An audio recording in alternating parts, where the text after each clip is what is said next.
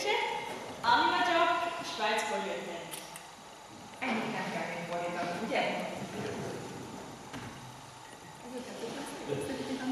Okay, well, first I would like to start with something to visual my message. Először egy olyan dolgot szeretnék megmutatni, ami látványos, tehát hogy egy kicsit érthető legyen utána az, amit majd magamról mondok. I'd like to speak about decisions and what the most important decision was I had to make in my life. Először arról szeretnék beszélni, hogy az élet tele van döntésekkel. Döntenünk kell, de az életünkben van a legnagyobb döntés, amit meg kell hoznunk. First, everybody of us has a life, like imagine this white paper is your life. Mindannyian élünk, életet kaptunk Istentől, és ez a tiszta fehér papír szemlélteti most a mi életünket. And everybody has to make decision in his life. Mindegyikünk döntünk életünk folyamán, különböző döntéseket hozunk. There are really big decisions like what profession you will do after, or small decision which pair of socks you will put on. Vannak nagy döntések, például a pályaválasztás, hogy mit is tanuljak tovább, vagy kicsi döntések, hogy milyen színű szoknyit vegyek fel reggel. There are decisions of which one you think, oh yes, that was a good decision. És aztán vannak ugye döntések, amit utólag meglátnak, hogy ó, ezt most jól döntöttem, jól tettem. And there are decisions of which one you think after, okay, maybe it wasn't the best. És aztán hát sajnos vannak olyan döntések, amit utólag belátunk, hogy ez nem volt a legjobb. There are also decisions that hurt other people. Aztán vannak olyan döntések, amivel sajnos másokat megbántunk.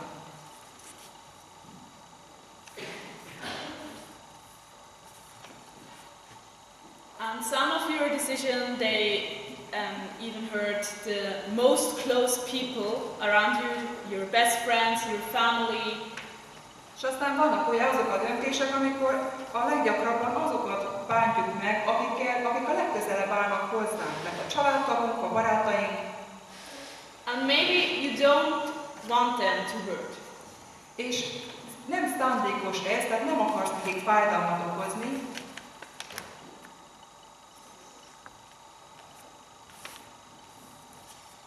There are other decisions on which one it's just fun to take them, for example a boat trip.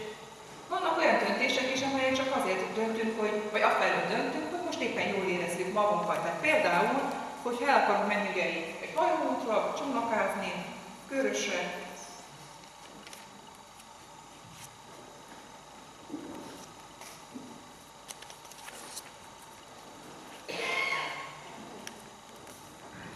Or would you like to do a trip by plane? Vagy ha esetleg egy külföldi utazás repülőút mellett döntünk. But in my view there is only one important decision. De az én látásom szerint egy nagyon nagy döntés van az életünkben.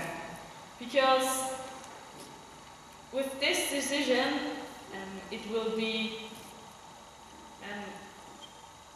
this will be your future after death.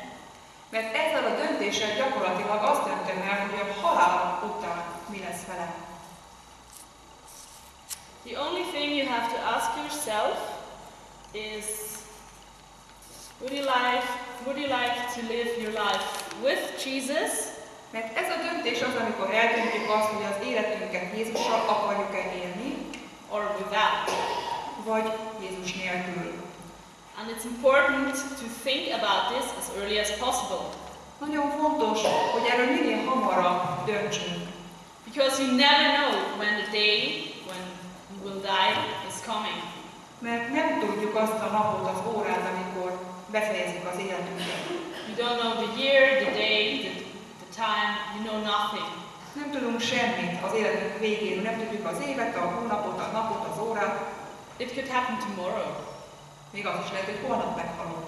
I had to experience this as well. Ezt mindannyiunknak meg kell tapasztalnunk, ezt a döntést meg kell tennünk. Yeah, I was always thinking, okay, my day will be far away because right now I'm just 19, so if you think about how long people live today, they live until they are about 70, 80, so I have still a long time to live. És ezt nekem is át kell gondolnom, annak ellenére, hogy csak 19 éves vagyok, át kell gondolnom nekem is azt, hogy hát gyakorlatilag bármikor meghalhatok. Persze az átlag az, hogy 70-80 évig élünk, én most, hogy csak 19 vagyok, még bőven ráérek. With these thoughts, I went to a surfing camp when I was 18. De ezekkel a gondolatokkal elmentem 18 éves koromban egy szörf táborba. Hadd tegyem hozzá, nem tudom, hogy hányan tudják, hogy mit jelent a szörfözés. Ez az, amikor a hullámokat lovagolják meg egy olyan kis szerkezettel, ami csak gyakorlatilag ráfekszik a vízre, és egyensúlyoznak ezzel. Tehát amikor jön a hullám a tengeren, akkor meglovagolják a hullámot. And there was a day when the waves were very high and it was a little bit stormy. Egy olyan napon mentünk ki a tengerre, amikor egy kicsit viharos volt és a hullámok magasabban csaptak. But we went out anyways to surf. De ettől függetlenül mégiscsak kimentünk szörfözni. And while I was getting in the water and started paddling, I thought, okay, I should have to pray because I don't know, I'm a little bit afraid and I need protection. Ahogy kiindultam a vízen és elkezdtem csak a kezemben pedálozni, és ahogy mentem ugye a vízbe a hullámok felé, akkor valahogy úgy bennem volt az, hogy most nagyon kell, hogy imádkozzam. So I was praying, yeah, okay, Jesus, just in case, please forgive me my sins because I don't know, but I didn't really believe in that it could happen. To die. Okay. Nem volt az bennem, hogy most fogok meghalni, csak egyszerűen mégis átfutott az agyamon, hogy ha bármi történne is, Jézus, kérlek, bocsáss meg az én bűneimet. So I was paddling, and I also prayed that if, as more I came out into the sea with the bigger waves, I was more afraid, so I prayed also, okay, Jesus, if you save me out of this storm, I will spend more time in mission and I will tell a special girl of my class of you. De ahogy egyre lejjebb haladtam a tengerbe, és ugye egyre félelmetesebb volt, ahogy a hullám közeledett, akkor még kitartóban elkezdtem imádkozni, hogy Istenem, hogyha most ezen átsegítesz és túlélem ezt a szörfözést, akkor biztos, hogy sokkal többet foglak szolgálni téged, és míg az osztályomban annak a lánynak, akinek el akarom mondani a te üzenetedet, el fogom mondani, hogy te szereted őt. I was a little bit afraid, but I thought I will be safe with all these prayers. Nothing can happen to me. Tehát bizonytalanság volt bennem, de ugyanakkor ott volt bennem egy ilyen megerősítés, az imáim azok majd biztos segítenek is azért átjutni ezen a nehézségen. So I turned my board when the first wave came and I wanted to ride it. Úgyhogy felkészültem, amikor a hullámot megláttam, felkészültem, hogy majd fölállok erre a szörfdeszkára, és akkor rá tudok szörfözni. If you want to ride a wave, you have first to turn your board to the beach sides and then you start paddling as quick as possible, and if the wave comes, you get up and surf the wave. Simple. Na most elmondja, megtanít mindenkit, hogy kell szörfözni, szóval amikor jön a hullám, akkor a strand felé, a part felé állítom a szörfdeszkát, elkezdek gyorsan kezemnek pedálozni, és amikor már a hullám kezd fölemelni, akkor fölállok a szörfdeszkára, és elkezdek állva egyensúlyozni. Yeah. I thought it would be so simple, but it wasn't that simple. I was paddling, trying to get up, and I was falling into the water. Úgy gondoltam, hogy hát ez a világ legegyszerűbb dolga, semmi gond nem lesz. Ahogy elkezdtem ugye paskolni a vizet, próbáltam, hogy felállok, de nem bírtam felállni, és belesem a vízbe. And the wave was breaking down above me, and I was getting underwater, and the water was very troubled, so I was shaken, and finally I didn't knew where is up or down. It was dark and I was very, very confused. De fölöttem a hullám megtört, és teljesen betakart, annyira, hogy én a vízbe lekerültem, de azt sem tudtam, hogy hol van a vízben, fölfele vagy lefele, tehát teljesen elvesztettem saját magam. I was fighting against water and I was just trying to come up because I felt, okay, there is not much air still in my lungs, so I have to breathe. Tudtam, hogy fel kell jutnom a víz színére, hiszen már nem volt sok levegő a tüdőmben, és kerestem az utat felfelé. but it wasn't that easy to come up. But finally I came up and there was air. Nem volt könnyű ez a harc a víz ellen, de végül csak feljutottam a víz felszínére. But usually waves, they come in what is called sets. That means not just one wave, there are always between 3 and 5 waves in a package. De általában egy hullám nem magányosan jön, hanem olyan 3 vagy 5, tehát 3, 4 vagy 5 hullám jön egymás után. Because I was trying to write the first wave, there were still, I don't know, 4 or something. Mivel az első hullámra akartam várni, az azt jelenti, hogy a többi még ugye következett ezután. So 4 times I was getting underwater, and already after the second wave I thought, okay, now it's over. I don't have the force to paddle anymore, because it was so tired that, yeah, I really thought, okay, now my day has come. És mivel minden 4 alkalommal pluszban még lekerültem a víz alá, már a második után úgy éreztem, hogy az erőm végén vagyok, nem fogom túlélni, nem bírom ki, és nagyon-nagyon fizikálisan, nagyon-nagyon kifáradtam. But like a wonder, I was drifting to the beach, and there weren't the waves breaking, so I was able to get back on my board and paddle to the beach. Nagy nehezen, mire az utolsó hullám is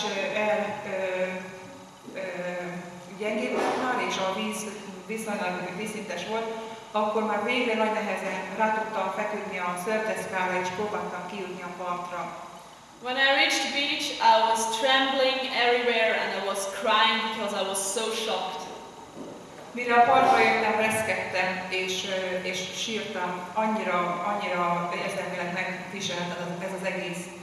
I was sitting on the beach and I realized, okay, now there was a point where I was so close to death, and for me it was like a wonder that I was coming out there without any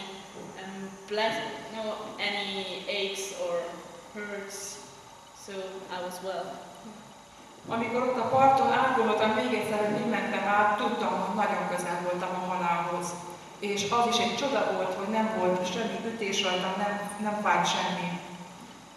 If I look back now, for me it seems a little bit ironic that I was praying before I got under this wave for forgiveness.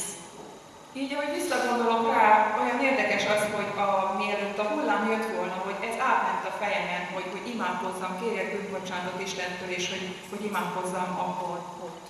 But with this experience, I realized, okay, death is never as far as you maybe think. De akkor ugye rájöttem arra, hogy a halál sose úgy jön, hogy előtte gondolkodni tudjak, vagy lehetőségem legyen átgondolni, most fogok meghalni. It can happen when you feel safe or when you don't think it will come. Mert bármikor bekövetkezik a halál, akkor is, amikor biztonságban érezzük magunkat, hogy azt gondoljuk, hogy biztos, hogy nem most fogok meghalni. So there is a question you have to ask yourself: where will you go when you die? If in case you die tomorrow. De ott van a kérdés mindannyiunk előtt: ha meghalunk, hova fogunk kerülni? Do you have a life with Jesus? Are you sure that you will be rescued and will you come to heaven, or aren't you sure? Biztos vagy abban, hogy Jézusban éled az életedet? Ha igen, akkor az örök életet éled, akkor biztos lehetsz afelől, hogy a mennyben fogod tölteni az örökké valóságot. De felől biztos vagy nem? Because if you don't live with Jesus, the consequence of life without him is hell. Mert a Szentírás szerint, hogyha nem Krisztussal éljük az életünket, akkor ennek a rossz döntésünknek, Isten nélkül való életünknek a következménye sajnos a pokol. Ask yourself the question: how is looking your life right now? Do you go to heaven or to hell? Kérdezd meg saját magadtól, mi lesz veled, a pokolba vagy a mennybe fogsz kerülni? Maybe it's right now the time to make a decision and to change. Itt van most is a lehetőség, az ideje annak, amikor lehet felől dönteni. Köszönöm for your attention.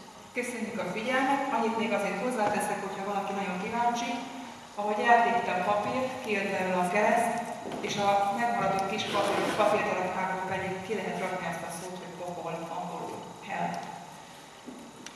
Nagyon szépen köszönjük a figyelmet, és reméljük, hogy mindenki ma, vagy minél hamarabb dönteni fog e felől.